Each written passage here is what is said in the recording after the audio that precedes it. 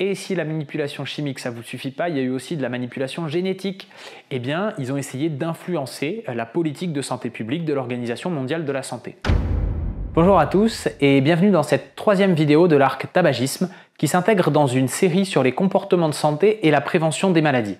Je m'appelle Virgile, j'ai 33 ans, je suis médecin et passionné de prévention.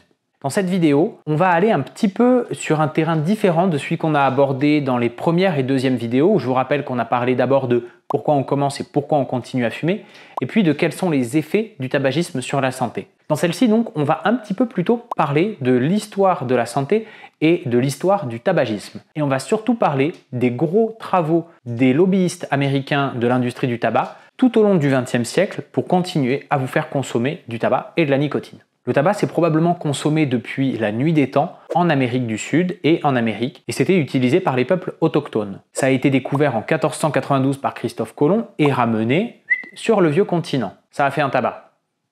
C'est tout pour moi. Bon, bref, ça a super bien marché et au XVIIe siècle, la production du tabac a été hyper poussée et les États de l'Est des États-Unis, et notamment la Virginie, ont énormément produit pour énormément amener au Royaume-Uni et c'est devenu un des produits essentiels de la politique commerciale coloniale des Anglais.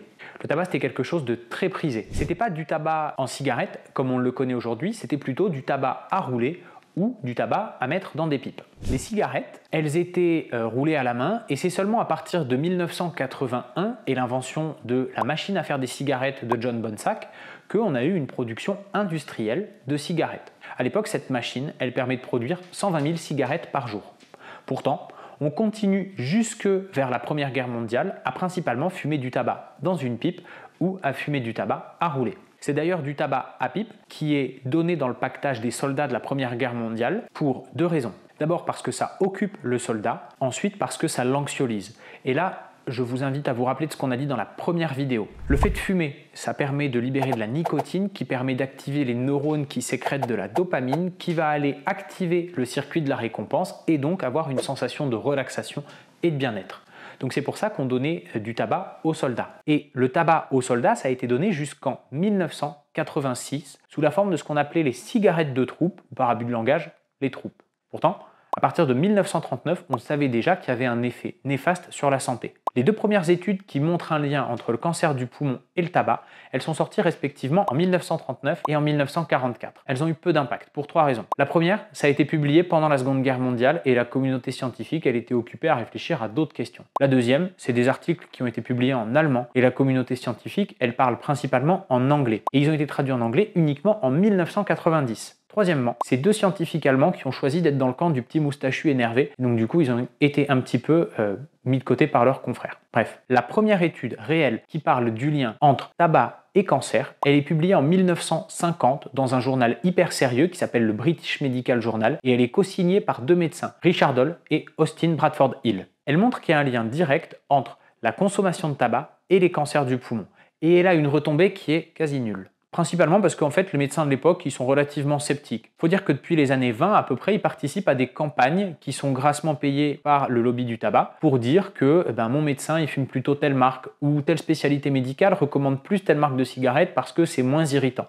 Bref, ils y croient pas trop, ils sont sceptiques, ça fait un petit peu l'effet d'un pétard mouillé. Mais Doll et Bradford Hill, ils se démontent pas. Ils vont voir leurs confrères et ils disent « Ok, vous y croyez pas, on n'y croit pas, on va vous proposer un jeu pour un petit peu faire juge de paix. On va vous inclure dans une cohorte, vous allez renseigner vos habitudes de consommation de tabac et quand vous allez mourir, ce qui ne manquera pas d'arriver un jour ou l'autre, eh bien vous nous permettez d'exploiter les données de pourquoi est-ce que vous êtes mort. Et nous comme ça, on va voir s'il y a un lien entre la cause de votre décès et vos habitudes de tabac. Il y a pas mal de médecins qui jouent le jeu, ils réussissent à avoir une cohorte de 59 600 médecins. Et puis en 1964, ils publient le premier papier issu de cette cohorte-là qui montre en effet qu'il y a un lien direct entre tabac et cancer du poumon, mais aussi entre tabac et cancer de la gorge, tabac et cancer de l'œsophage, tabac et bronchite chronique, et tabac et maladie coronarienne, c'est-à-dire l'encrassement des artères du cœur. Pendant ce temps-là, la position officielle de l'industrie du tabac, elle est globalement rassurante. Et elle va le rester pendant longtemps.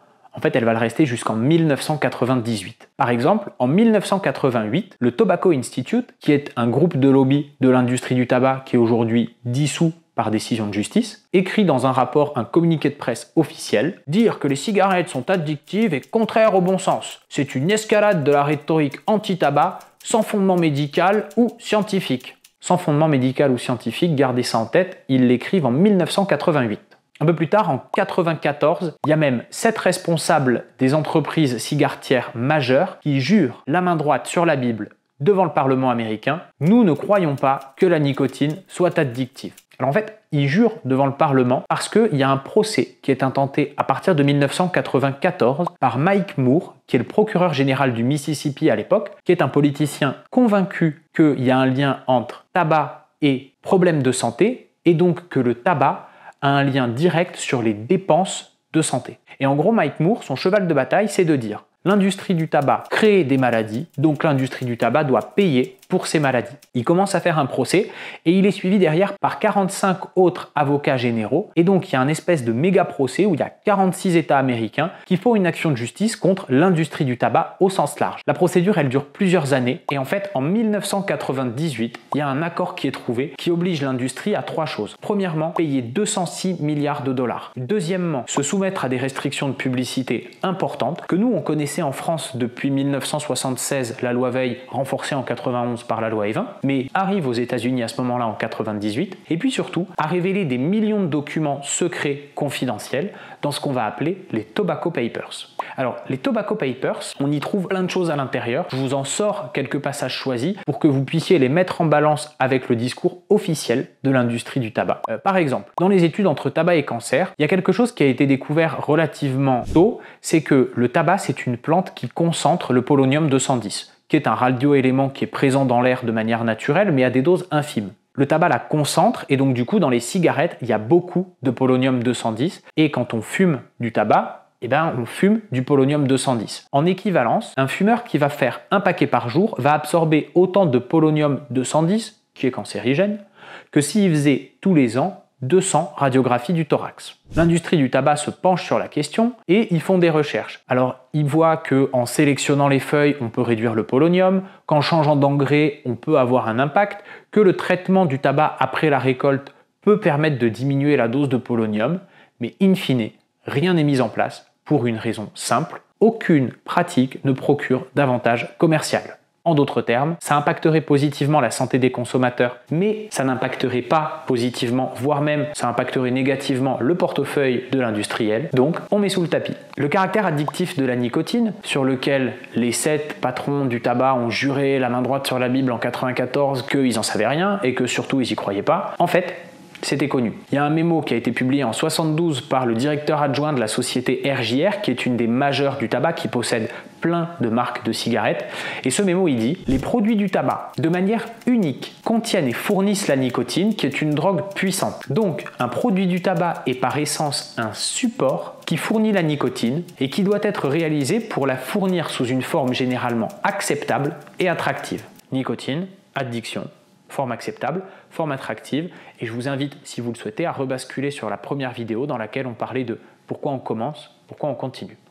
Autre point, si ça ne vous suffit pas, il y a eu dans les Tobacco Papers la preuve de manipulation chimique du tabac, avec encore une fois un mémo de 73 par la société RJR qui a fait de l'espionnage industriel chez leurs concurrents et qui conclut que l'ajout d'ammoniac, c'est le secret, parce que l'ajout d'ammoniac, c'est ce qui permet d'avoir plus de nicotine libre dans le sang et donc d'avoir un peu plus de plaisir et plus d'addiction.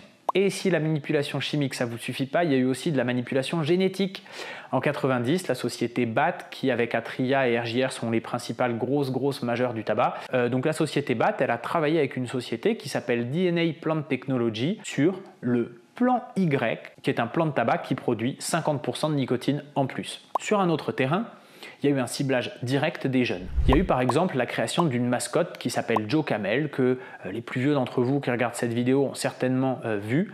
Et cette mascotte, en fait, c'était un chameau un peu cool qui fumait des clopes. Bon, cette mascotte, elle n'était pas anodine et elle fait partie d'un plan global pour lequel le premier mémo de RJR, il a été publié en 1975 et dans lequel il est écrit en substance « Pour assurer sa croissance à long terme, la marque doit cibler les 14-24 ans qui représentent l'avenir du business cigaretier. » J'ai pas dit les 18-25 ans, non, les 14-24 ans. Il y a un truc qui va pas là, on est d'accord. En plus de ça, pour jouer sur les jeunes et l'image cool et rebelle de la cigarette, il y a eu des partenariats avec des stars qui ont été établis. Par exemple, vous voyez s'afficher à l'écran un document rendu public dans les Tobacco Papers qui est en fait un contrat entre Sylvester Stallone et une marque de cigarettes dans laquelle l'acteur dit « Ok, je m'engage à fumer vos cigarettes dans 5 de mes films contre une rémunération de 500 000 $. En plus de tout ça, il y a eu une corruption de la science, en tout cas des tentatives, parce que ça a moyennement marché. On était déjà sur une période où il y avait beaucoup d'articles scientifiques qui montraient quand même que le tabac, c'était quelque chose de plutôt dangereux, mais l'industrie a quand même essayé des choses. Ils ont par exemple fait le Boca Raton Action Plan en 88. Ce plan-là, il était relativement simple. On paye des consultants indépendants, et ces consultants indépendants, on va les envoyer dans des labos faire de la recherche sur notamment les causes génétiques du tabagisme. Et on va leur demander de publier des articles dans lesquels ils concluent que si on fume, c'est pas du tout à cause de la nicotine, c'est pas du tout à cause du marketing, non, c'est à cause de prédispositions génétiques. Et ça, on n'y peut rien, ma pauvre dame.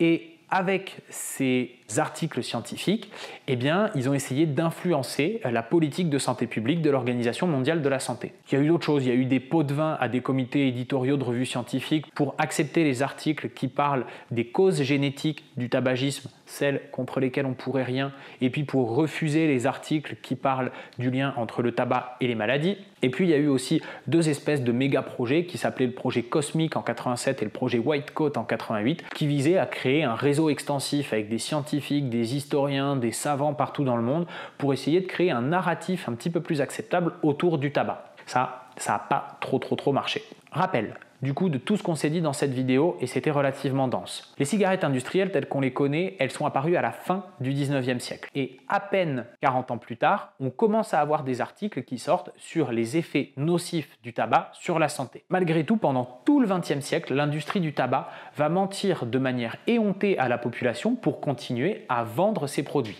On sait aujourd'hui, grâce aux Tobacco Papers, que les industriels du tabac étaient au courant des dangers du tabac, qu'ils étaient au courant du caractère addictif de la nicotine, qu'ils ont d'ailleurs essayé d'augmenter de manière chimique et génétique, qu'ils ont ciblé sciemment les jeunes à partir de 14 ans, qu'ils ont essayé de corrompre les milieux scientifiques et qui se sont parjurés en 94 au début du procès qui leur a été intenté devant des commissions parlementaires en disant « Ah ben non, nous on sait pas, la nicotine, pas vraiment, c'est pas nous. » Et tout ça, probablement que c'est des choses dont on n'aurait pas connaissance si jamais il n'y avait pas eu ce procès intenté à partir de 94 par Mike Moore et suivi du coup par 45 de ses collègues, qui a conduit au fait que le voile a été levé sur les pratiques. C'est quand même des sacrés petits filous l'industrie du tabac. Si vous êtes resté jusqu'ici, je vous remercie, et puis je vous invite à commenter petit filou, comme ça on se reconnaîtra. Si vous avez des questions, si vous avez des commentaires, n'hésitez pas, c'est toujours assez important pour moi et je les lis avec plaisir. Dans la prochaine vidéo, on va parler des alternatives actuelles à la consommation de cigarettes, on va parler de vapotage, on va parler de snus, on va parler de tabac chauffé non brûlé. Et gardez bien en tête le rôle qu'a eu tout au long du XXe siècle l'industrie du tabac, et qu'elle a eu d'ailleurs jusqu'au début du XXIe siècle, parce que dans la prochaine vidéo, je vais aussi vous expliquer comment ils font actuellement pour continuer à faire de l'argent sur le dos des accros à la nicotine. Ciao!